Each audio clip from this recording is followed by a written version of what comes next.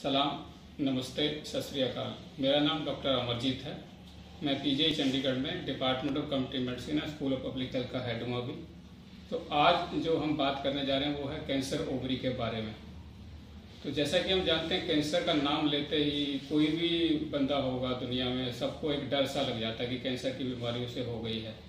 तो इस विषय पर डॉक्टर जानवी गुप्ता मेरे अंडर पीएचडी कर रही है, मैं उनका गाइड हूँ। और इसके को गाइड हैं डॉक्टर भावना राय, जो कि रेडियोथेरेपी डिपार्टमेंट में हैं, और साथ ही डॉक्टर वनिता सूरी, जो गायनी की हेड हैं पीजीआई चंडीगढ़ में।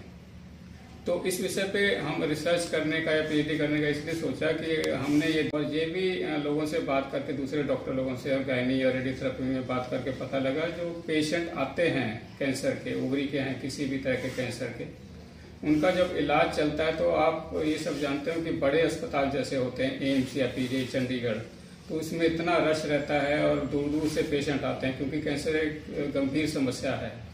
एक डॉक्टर को दिखा के, दूसरे को दिखा के, रेफर होते होते वो पीजीआई या एम्स में पहुंच जाते हैं। तो वहाँ पे जब आते हैं तो उनका जो इलाज होता है, काफ़ी वहाँ पे भीड़ भाड़ रहती है। ओपीडी में नंबर लगवाते हैं, पर्चा बनवाते हैं, डॉक्टर देखता है। जब इलाज शुरू होता है तो उनको कई बार आना पड़ता है। तो अक्सर इस भागदौड़ में जब कोई गांव का भी मरीज है या शहर का भी है, इतना वो बिजी रहते हैं उनकी फैमिली वाले कि मेन ट्रीटमेंट जो होता है उसी पे ध्यान रहता है। और जैसा कि आप जानते हैं, कैंसर एक ऐसी बीमारी है, इसमें जो सेल्स जो होती हैं, जो कोशिकाएं, जो हमारा शरीर जो होता है हमेशा ग्रो करता रहता है। कोशिकाएं या सेल्स होती हैं, उनकी ग्रोथ होती है। तो कैंसर एक ऐसी बीमारी है जो इस ग्रोथ पे कंट्रोल जो बॉडी का होता है, हमारे शरीर का, वो गड़बड़ हो जाता है और वो कंट्रोल से बाहर जाके ग्रोथ उनकी या बढ़वार ज़्यादा होने लगती है, और वो कैंसर के रूप में चाहे मस्सा हो, चाहे अंदर खून निकलना शुरू हो जाए किसी अंग से, तो बढ़ जाता है। तो कैंसर की हम 4 स्टेजेस बोलते हैं। पहली स्टेज में वो किसी भी अंग के, जैसे ओवरी है तो उसके अंदर के किसी पार्ट को या बच्चेदानी के किसी पार्ट में रहेगा, फिर वो पूरे अंग में सेकंड स्टेज में फैल जाता है। तीसरी स्टेज में आसपास, जैसे पेड़ों में जो गायनी के कैंसर होते हैं, आसपास फैल जाता है। और आखिरी स्टेज, जो चौथी स्टेज, खतरनाक स्टेज हम बोलते हैं, उसमें शरीर के दूसरे हिस्सों में, जैसे अगर ओवरी का है तो दूसरे हिस्से में, फेफड़ों में कहीं चला जाएगा। तो ये आखिरी स्टेज में मरीज के बचने की संभावना कम रहती है। तो इसमें जो कैंसर ओवरी में खास बात यह है, इससे डर इसलिए लगा रहता है लोगों को कि इसमें पहचान नहीं हो पाती। तो जैसा कि हम जानते हैं, महिलाओं में जो कैंसर होते हैं, छाती का कैंसर जल्दी पता लग जाता है, उसके कई तरीके आ गए हैं।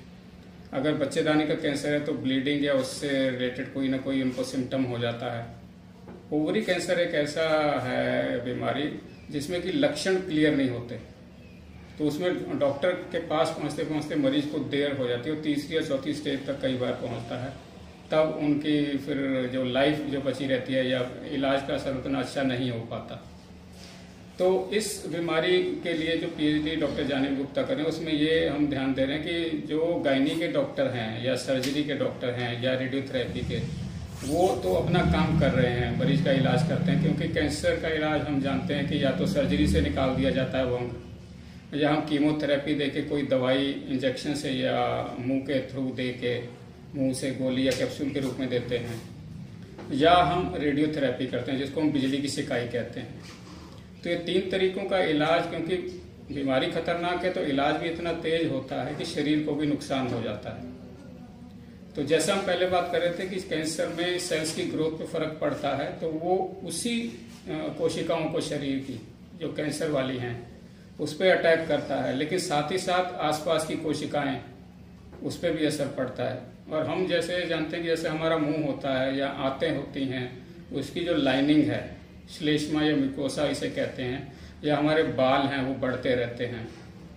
तो कैंसर की दवाइयाँ कई ऐसी हैं कि जो अगर हम इंजेक्शन से दें या रेडियोथेरेपी से दें या किसी और तरीके से दें, तो शरीर के दूसरे अंग जहाँ पे ग्रोथ हो रही है उसको भी, उसकी सेल्स को भी वो मार देते हैं। तो इसीलिए आपने देखा होगा कैंसर का जब इलाज चलाता है, कई लेडीज या जेंट्स गंजे हो जाते हैं, उनके बाल झड़ जाते हैं, या किसी को दस्त लग जाते हैं क्योंकि आंतों की लाइनिंग खराब हो जाती है, या मुंह में छाले पड़ जाते हैं।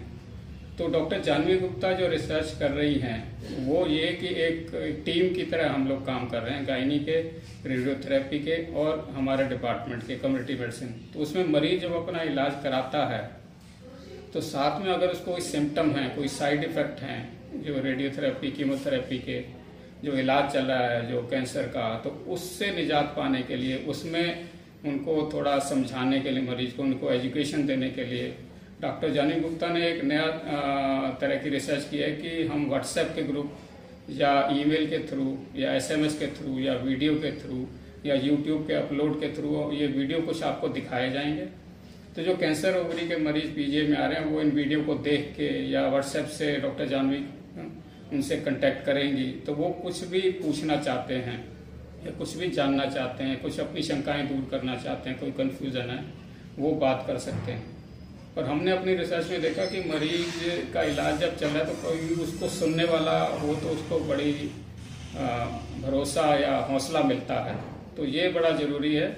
और डॉक्टर जानवी डॉक्टर भावना की देखरेख में और डॉक्टर वनीता सूरी के गाइडेंस में काफ़ी अच्छा काम इस पर कर रही हैं। तो अब आगे हमारे साथ जैसे कैंसर की जो इलाज की हमने जो कॉम्प्लिकेशन या साइड इफ़ेक्ट की बात की, तो उसमें ये भी पाया कि कई जो उसमें दिक्कतें हैं, हमारा पोषण या न्यूट्रिशन है उसमें बदलाव करके भी ठीक की जा सकती हैं। तो हमारे पास डॉक्टर कमल हैं, कमल चहल, तो वो न्यूट्रिशनिस्ट हैं, तो वो भी अपने वीडियो के थ्रू जो खाने पीने के या पोषण में आपने ध्यान रखना है इलाज के दौरान उसके बारे में आपको सलाह देंगी। और जानवी भी जो इलाज से संबंधित और बातें वो बताएंगी। तो ये वीडियो आप जरूर देखें। अगर आपका कोई फीडबैक है जो आपको दिखाए जाएंगे वीडियो या कोई भी व्हाट्सएप या एसएमएस या ईमेल के थ्रू, तो उसमें आप बता सकते हैं कि इसमें और हम कैसे इम्प्रूवमेंट कर सकते हैं। और साथ ही मैं धन्यवाद करना चाहूँगा हमारे संस्थान के निदेशक डॉक्टर जगतराम जी का, क्योंकि उनकी लीडरशिप में हम कई इस तरह की रिसर्च कर रहे हैं जो इंडिया में पहली बार हो रही हैं। तो सबका धन्यवाद और हम आपके फीडबैक की प्रतीक्षा करेंगे। नमस्कार, धन्यवाद।